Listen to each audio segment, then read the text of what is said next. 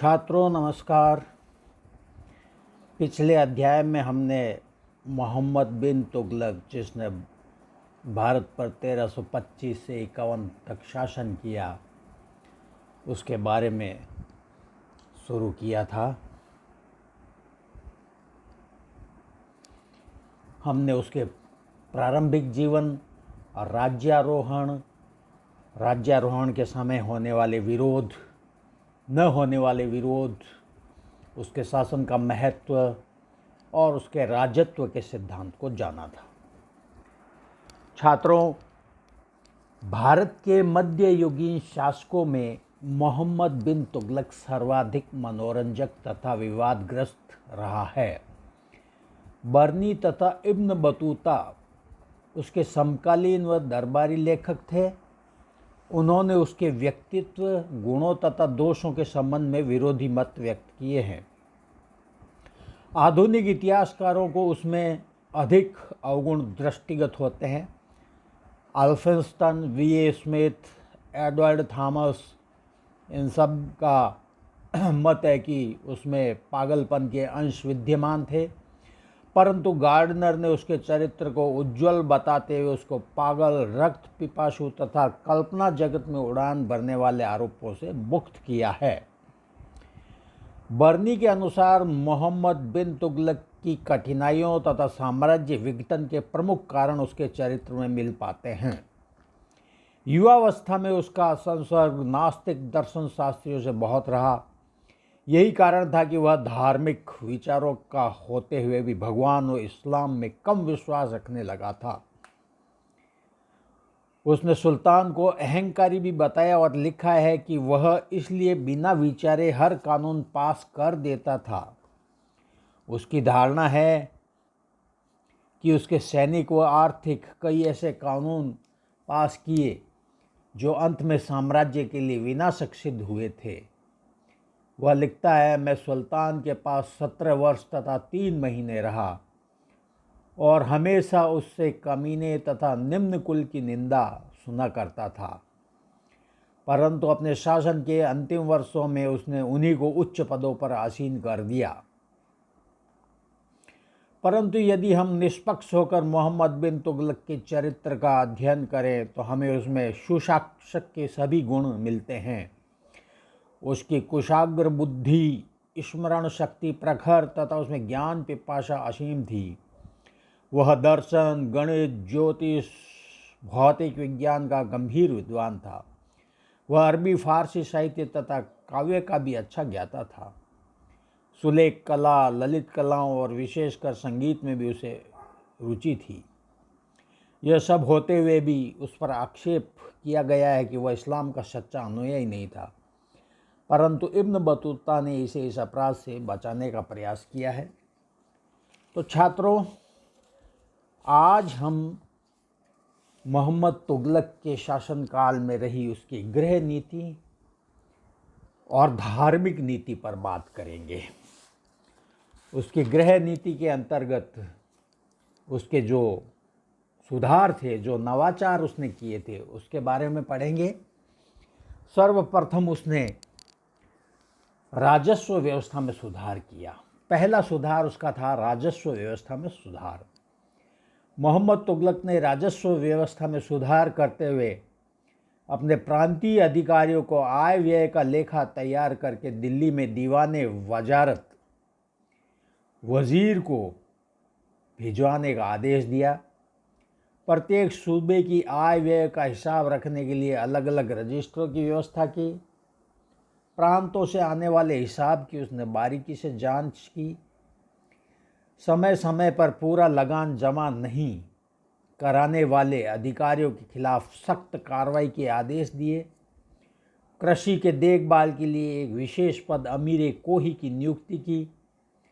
लगान वसूली का काम ठेके पर दिया गया, जिसके अंतर्गत सबसे ऊंची धनराशि की बोली लगाने वाले को यह ठेका दिया जाता था। इसे इजारेदारी प्रथा कहा जाता था। मोहम्मद बिन तुगलक के संपूर्ण साम्राज्य को एक ही कर व्यवस्था के अंतर्गत लाने का प्रयास किया। उसने कृषकों में अकाल के समय और अन्य संकट के समय तकाबी ऋण प्रदान करने की व्यवस्था की गई। कृषि के विकास के लिए 3 वर्ष तक एक अन्वेषण कृषि फार्म खोला गया। उसका दूसरा भाग सुधार था 2 आब में कर वृद्धि। मोहम्मद बिन तुगलक की इस योजना की इतिहासकारों ने आलोचना की है। सामान्यतः यह माना जाता है कि दोआब में कर वृद्धि के कारण अनेक थे, जैसे कि मोहम्मद बिन तुगलक द्वारा इस क्षेत्र के उपद्रवी लोगों को दंड देना, रिक्त राजकोष को भरना, सेना की शक्ति को बढ़ाने के लिए अतिरिक्त साधन जुटाना। अधिकांश विद्वान उपरोक्त कारणों के विपरीत दोआब क्षेत्र में कर की वृद्धि का कारण लगान व्यवस्था में सुधार को मानते हैं। दोआब क्षेत्र में कर की वृद्धि कितनी की गई, इस संबंध में इतिहासकारों में मतभेद है। बर्नी कहता है 10 से 20 गुना वृद्धि की गई। मकान कर व चराई कर भी लगाए गए। निज़ामुद्दीन कहता है वृद्धि 10 गुना थी। फरिश्ता वृद्धि को 3 से 4 गुना बताता है। डॉक्टर आशीर्वादी श्रीवास्तव भूमि कर में वृद्धि नहीं की गई कहते हैं, बल्कि मकान कर व चराई कर में 5 से 10% कर में वृद्धि की बात करते हैं। दोआब क्षेत्र में कर वृद्धि के संबंध में विभिन्न मतभेदों को देखते हुए यह कहा जा सकता है कि कर वृद्धि लगभग 1/10 से 1/20 भाग के बीच की गई होगी। उपज का 50% लगान के रूप में तय किया गया था। कहा जाता है कि इस क्षेत्र में कर की वृद्धि अधिक नहीं थी, बल्कि कर वृद्धि की परिस्थितियां अनुकूल नहीं थी, क्योंकि जिस वर्ष कर वृद्धि हुई उसी वर्ष दुर्भाग्य से दोआब में अकाल व प्लेग की महामारी फैल गई। किसानों की स्थिति अत्यंत कमज़ोर हो गई। चारों तरफ उदासी का वातावरण व्याप्त था। ऐसी स्थिति में जब बढ़े हुए करों को सख्ती से वसूल किया गया तो इस क्षेत्र में विद्रोह और असंतोष भड़क उठा। इतिहासकारों का मानना है कि दोआब के विद्रोह और वहाँ की बिगड़ी स्थिति का सारा दोष सरकारी अधिकारियों को दिया जाना चाहिए, जिन्होंने सुल्तान को सही स्थिति यानी अकाल और दुर्भिक्ष तथा महामारी के बारे में सही जानकारी नहीं दी। यदि सुल्तान को सही स्थिति की जानकारी मिलती तो सुल्तान कर वृद्धि की आज्ञा को वापस ले लेता या आज्ञा देता ही नहीं। ऐसा इसलिए कहा जा सकता है कि जब सुल्तान को सही स्थिति जानकारी मिली तब उसने दोआब के पीड़ित किसानों को हर संभव सहायता पहुंचाने का प्रयास किया। नए कुएं व नहरें खुदवाई, ऋण उपलब्ध करवाए, अनाज की व्यवस्था की, लेकिन इन सब से भी किसानों को विशेष सहायता नहीं मिली, क्योंकि यह कदम काफ़ी देर से उठाया गया था। छात्रों, उसका तीसरा सुधार था राजधानी परिवर्तन 1327। इतिहास में सुल्तान को बदनाम करने की दूसरी योजना उसके द्वारा राजधानी परिवर्तन की योजना थी। सुल्तान ने दिल्ली के स्थान पर देवगिरी, जिसको आधुनिक दौलताबाद कहते हैं, को राजधानी बनाने का नया प्रयोग किया। सुल्तान ने राजधानी परिवर्तन क्यों किया, इस संबंध में विभिन्न इतिहासकारों के अलग अलग कारण हैं। उन कारणों में प्रमुख है देवगिरी की भौगोलिक तथा सामरिक स्थिति। सुल्तान दिल्ली के नागरिकों से अप्रसन्न था और वह उन्हें दंड देना चाहता था। ये बात इब्न बतूता कहता है। सुल्तान दोआब की जनता को दंड देना चाहता था। यह तारीख मुबारक शाही नामक पुस्तक में लिखा गया है। मंगोलों के आक्रमण बारंबार भारत पर हो रहे थे, यह भी राजधानी परिवर्तन का एक कारण था। 1327 में मंगोल नेता तरमाशरीन व पंजाब के क्षेत्र का घटता हुआ महत्व भी एक कारण था। दक्षिण भारत में मुस्लिम सभ्यता व संस्कृति का विकास करना।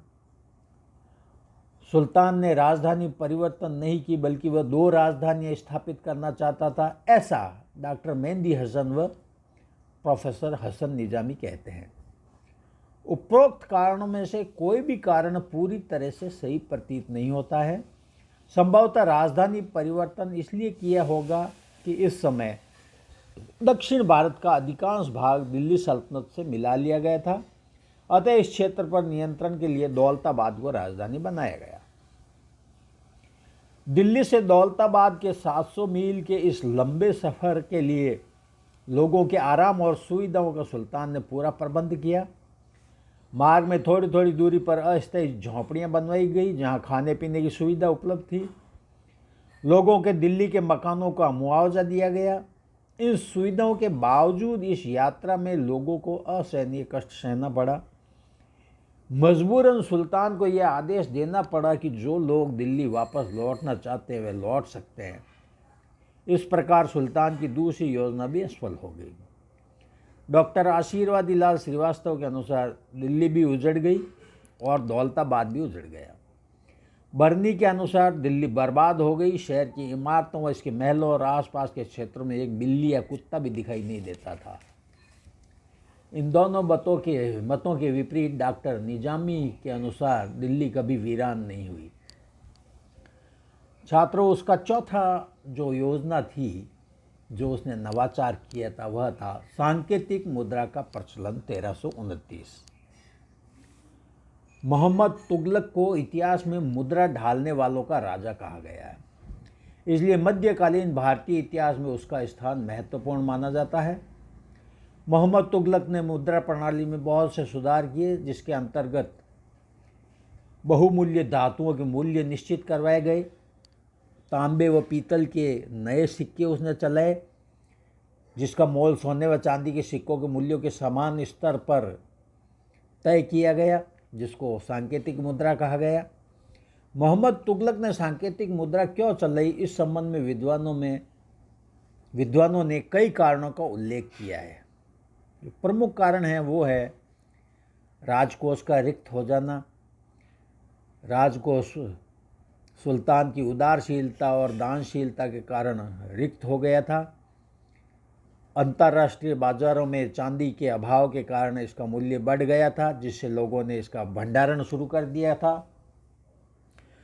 सुल्तान संपूर्ण संसार को जीतना चाहता था और इसके लिए विशाल सेना और धन की आवश्यकता थी। सुल्तान को नए नए प्रयोग करने में रुचि थी। मोहम्मद बिन तुगलक ने चीन के मंगोल शासक कुबलाई खां द्वारा चलाए गए कागज़ के सिक्कों की सफलता को देखकर उत्साहित हुआ था, इसलिए उसने सांकेतिक मुद्रा चलाने का निर्णय लिया। उपरोक्त कारणों में से अंतर्राष्ट्रीय बाजार में चांदी की कमी के कारण को इतिहासकार ने सही स्वीकार किया है। वो कहते हैं कि सुल्तान द्वारा सांकेतिक मुद्रा को चलाने का प्रमुख कारण था अंतर्राष्ट्रीय बाजार में चांदी की कमी हो गई थी। इतिहासकार ब्राउन के अनुसार सुल्तान के शासनकाल में भारत में चांदी की काफ़ी कमी आ गई थी, जिससे विवश होकर सुल्तान ने सांकेतिक मुद्रा जारी की। बाद में यह योजना असफल हो गई। सुल्तान की यह योजना भी असफल हो गई, जिसके कई कारण थे, जैसे जनता का पिछड़ापन व अज्ञानता। बाजार व व्यापारी वर्ग ने सुल्तान का सहयोग नहीं किया। सुल्तान द्वारा अपने युग की परिस्थितियों को जाने बिना सांकेतिक मुद्रा का प्रचलन किया जाना। सुल्तान द्वारा टकसाल पर राज्य का एकाधिकार स्थापित न करना। सुल्तान द्वारा टकसाल पर नियंत्रण न करने से मुद्रा बनाने में निपुण लोगों ने अपने अपने घरों में ही तांबे व पीतल, कांसी के सिक्के बनाने शुरू कर दिए। इस संबंध में बर्नी कहता है, प्रत्येक हिंदू का घर टकसाल बन गया। अब हिंदू लोग उसी से राजस्व चौकाते तथा सब प्रकार की वस्तुएं खरीदते थे। तो छात्रों, ये तो थी उसकी गृह नीति, जिसमें हमने उसके राजस्व व्यवस्था में सुधार, दुआब में कर वृद्धि, राजधानी परिवर्तन और सांकेतिक मुद्रा का प्रचलन आदि के बारे में पढ़ा। अब हम उसकी धार्मिक नीति देखते हैं। मोहम्मद तुगलक को कई इतिहासकार धर्म का कट्टर तथा हिंदुओं का विरोधी बताते हैं। अपने पक्ष में वे कहते हैं कि उसने दुआब के हिंदुओं पर भारी कर लगाए तथा उन्हें दरिद्रतापूर्ण जीवन व्यतीत करने को बाध्य किया। यह उसकी धार्मिक असहिष्णुता का ही परिचायक था, परंतु वास्तव में ऐसी बात नहीं थी। उसने अलाउद्दीन की भांति शरह की उपेक्षा की। उसकी यह धारणा थी कि प्रशासन में लौकिक विवादों को प्रधानता दी जानी चाहिए। वह उलेमाओं से मंत्रणा अवश्य करता था, पर उनकी सलाह पर आचरण करना उसकी इच्छा पर अवलंबित रहता था।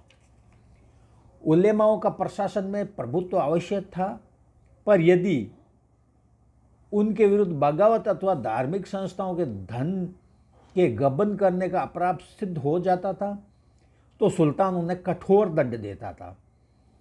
शेख और सैयद भी कानून से मुक्त नहीं थे। इससे स्पष्ट है कि सुल्तान मुसलमानों का आंख मूंद कर पक्षपात नहीं करता था। Doctor AL. श्रीवास्तव लिखते हैं, प्रकृति से ही मोहम्मद का स्वभाव उदार तथा दृष्टिकोण विस्तृत था।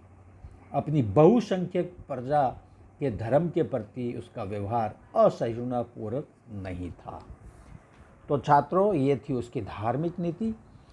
अगले चैप्टर में हम उसकी विदेश नीति, उसकी मृत्यु और उसके चरित्र के बारे में उल्लेख करेंगे। तब तक के लिए धन्यवाद। Thank you.